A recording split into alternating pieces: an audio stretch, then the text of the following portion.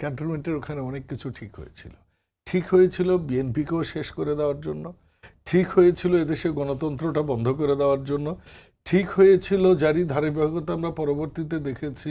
DC বলেন, OC বলেন, SP বলেন, সচিব বলেন, সব একটা নির্দিষ্ট গোষ্ঠীর থেকে নেওয়া হবে এবং তারা দেশ চালাবে। ঠিক হয়েছিল দেশটা 5-7 বছর তাদের যারা তাকে মানে একদম মানে কি বলবো পিতাপুত্রের মতো সম্পর্ক ছিল অধ্যাপক ডক্টর ইউনূস সাহেবের সাথে, তারা এটাকে 5 বছর 7 বছর নিয়ে আর গণমাধ্যমে অনেক কথা এসেছে।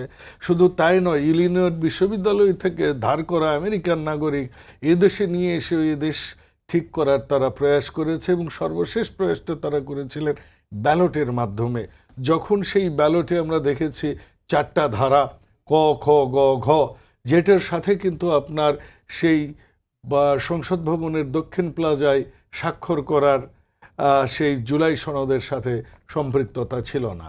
এই কারণেই বিএনপি বলেছে যে এইটা অবৈধ আদেশ বলেনি, বলেছে বিএনপি এটার সংবিধানে এরকম কোনো আদেশের কোনো অপশন নেই বর্তমান সংবিধানে।